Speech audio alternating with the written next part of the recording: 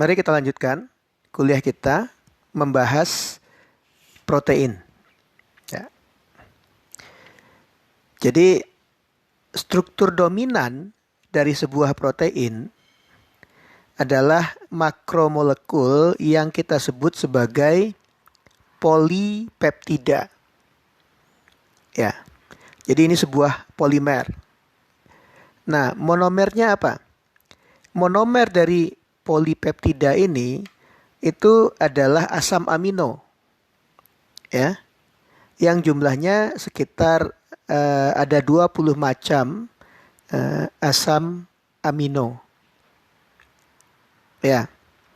Nah, polipeptida itu kopolimer dari asam amino. Ya, jadi pembentukannya bukan pembentukan polimer adisi. Ya. Jadi struktur umum asam amino diberikan pada gambar di bawah ini. Ya.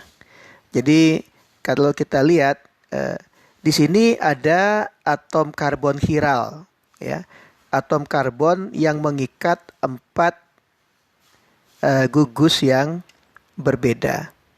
Ya, jadi asam amino itu mengandung karboksil, ya, gugus karboksil, lalu NH2 amina, ya, lalu mengikat atom hidrogen dan gugus samping alkil. Ya. Jadi yang membedakan antara satu asam amino dan asam amino lain ini adalah gugus samping alkilnya ini. Ya. Jadi bentuk lain untuk menggambarkan asam amino adalah seperti ini. Jadi karbon chiralnya itu di sini. Ya. Mengikat COOH dan NH2, ya. Lalu mengikat atom hidrogen dan gugus samping yang bervariasi. Jadi beberapa asam amino yang sering dijumpai itu ada di tabel ini, ya. Glisin. Nah, glisin itu gugus sampingnya hanya hidrogen, ya. Jadi biasanya asam amino itu disingkat dengan 3 huruf pertamanya. Jadi kalau gli itu artinya glisin, ya. Alanin, nah, singkatannya ALA, ya. Gugus sampingnya adalah CH3. Valin, ya. Gugus sampingnya CH3 2 kali CH. Ya.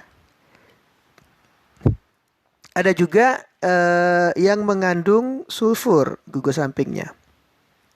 Ya. Ini metionin, cysteine, dan cysteine. Ya. Jadi karena 3 huruf pertamanya sama, maka cysteine itu ditulis dalam kurung 2. Ya. Kalau tanpa kurung itu namanya cysteine. Ya. Nah, ini adalah titik isoelektrik. Nanti kita akan bahas apa itu titik isoelektrik. Ya. Oke. Nah, sekarang asam amino, ya, karena dia mengandung karboksil dan amin, ya. Pada suasana asam, ya, gugus aminanya itu bisa mengalami protonasi sehingga bermuatan positif. Dalam suasana yang basah, justru hidrogen pada COOH karena bersifat asam itu akan terionisasi sehingga menyisakan gugus COO-. Ya. Jadi asam aminonya bersifat berupa anion. Ya. Tapi biasanya ya dalam bentuk alaminya, ya, gugus amin itu terprotonasi dan gugus karboksilnya melepaskan H+ sehingga terbentuk anionnya. Ya. Nah, pada pH di mana jumlah muatan positif sama dengan jumlah muatan negatif di dalam sebuah asam amino, pH itu disebut dengan titik isoelektrik atau isoelectric point. Ya. Jadi titik isoelektrik. Ya. Itu adalah pH di mana jumlah muatan positifnya persis sama dengan muatan negatifnya. Jadi saling menetralkan. Ya. Nah, peptida ya, itu terbentuk akibat reaksi dari gugus fungsi karboksil dari suatu asam amino dengan gugus amin dari asam amino yang lain. Ya. Jadi kita tahu kalau karboksil dan gugus karboksil dan gugus amin itu bereaksi, ya, akan terbentuk amida, ya, dan melepaskan molekul air. Ya, jadi ini menghasilkan molekul air. Ya. Sehingga terbentuk ikatan peptida. Jadi ini ya adalah ikatan peptida. Ya. Karena peptida ini terbentuk dari dua asam amino, kita sebut dengan dipeptida. Ya. Kita bisa membentuk tripeptida. Berarti peptida yang terbentuk dari 3 asam amino. Ya. Ini contohnya. Ya. Ini tripeptida. Ya. Yang terbentuk dari asam amino glisin, alanin, dan serin. Ya. Glisin, gugus sampingnya hidrogen, alanin, gugus sampingnya CH3, dan serin, gugus sampingnya adalah CH2OH. Ya, berarti kalau bisa tripeptida, bisa tetrapeptida, dan seterusnya. Sehingga kalau sudah panjang sekali kita sebut dengan polipeptida. Ya.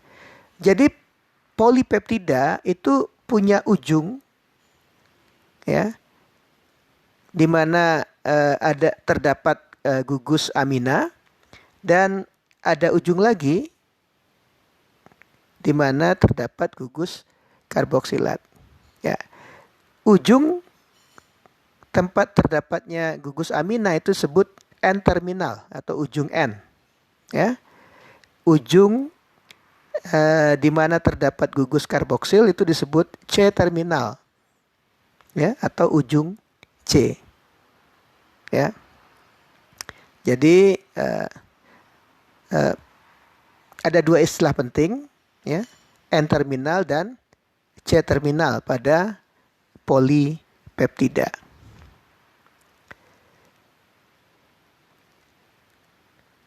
Protein, ya, tidak hanya rantai polipeptida. Kita sudah bahas, ya. Dan biasanya protein mengandung beberapa rantai polipeptida, ya. Tapi memang banyak juga protein yang hanya terdiri dari satu rantai polipeptida. Nah, struktur protein itu ada 4 level, ya. Jadi rantai peptida itu disebut dengan struktur primer. Struktur primer. Ya. Tetapi karena adanya ikatan hidrogen, ya, antara gugus karbonil, ya, jadi maaf ini terlalu mepet, ya. Jadi kita tahu ikatan peptida itu mengandung gugus karbonil, ya. Saya tulis di sini saja. lalu ada gugus amin. Ya, ini membentuk amida. Nah, gugus karbonil dari suatu asam amino yang membentuk ikatan peptida dengan gugus amin dari asam amino yang lain, ya, misalkan antara asam amino yang kuning ini dengan yang kuning itu terbentuk ikatan hidrogen, misalnya CO di sini dengan NH di sini, ya. Kalau membentuk ikatan hidrogen menyebabkan rantai peptidanya membentuk helix, ya, terpuntir membentuk helix yang kita sebut dengan alpha helix. Jadi kalau kita lihat gambarannya, ya, jadi ikatan antara NH dari suatu asam amino dengan CO dari asam amino beberapa asam amino setelahnya itu akan menyebabkan protein itu membentuk struktur yang kita sebut dengan alpha helix. Ya. Pada beberapa asam amino itu terbentuk struktur beta sheet seperti ini, ya. Seperti gambar yang ini, ya. Nah, yang ini adalah alpha helix, ya. Akibat ikatan hidrogen antara gugus karbonil dan amin, ya, pada asam amino yang berbeda di dalam rantai yang sama. Ya. Jadi titik-titik ini menggambarkan adanya ikatan hidrogen. Nah, kalau kita kembali ke struktur protein, rantai alpha helix ini bisa dibuat melengkung lagi. Ya. Seperti ini. Jadi kalau Anda lihat ini rantai alpha helixnya dibuat melengkung. Kenapa? Karena ada linkage antara gugus samping dari satu asam amino dengan gugus samping dari asam amino yang lain. Ya, interaksinya seperti apa? Kita bisa lihat di sini. Ya, jadi antara lisin dan asam aspartat, ya, itu bisa terjadi interaksi elektrostatik antara gugus COO- pada rantai samping dari asam aspartik dengan gugus amonium amonium dari lisin, ya. Atau bisa juga terjadi ikatan hidrogen dari gugus samping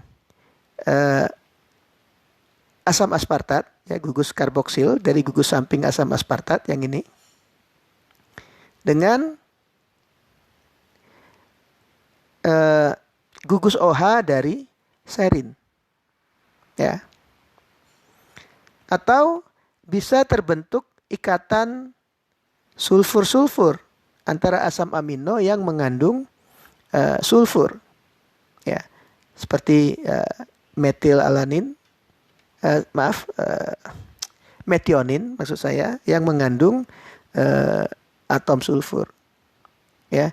Jadi interaksi antara gugus samping dari asam amino dengan gugus samping asam amino yang lain itu bisa menyebabkan terbentuknya struktur tersier. Jadi kalau kita kembali sini, ini namanya struktur tersier.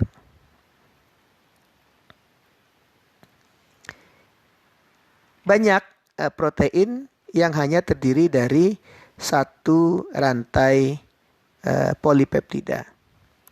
Tetapi hemoglobin misalnya, ya, itu terbentuk dari 4 rantai polipeptida, ya, di mana antara satu struktur tersier dengan struktur tersier lainnya terjadi interaksi van der Waals, ya.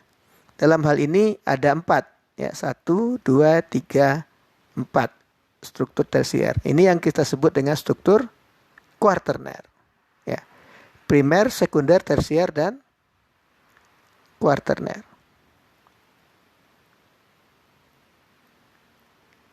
Ya. Begitu. Ya. Jadi rantai utama penyusun dari protein itu adalah polipeptida. Ya, polipeptida itu adalah polimer, ya, kopolimer yang tersusun dari asam-asam amino. Ya. Jadi begitu kira-kira sifat-sifat dari protein dan struktur penyusunnya.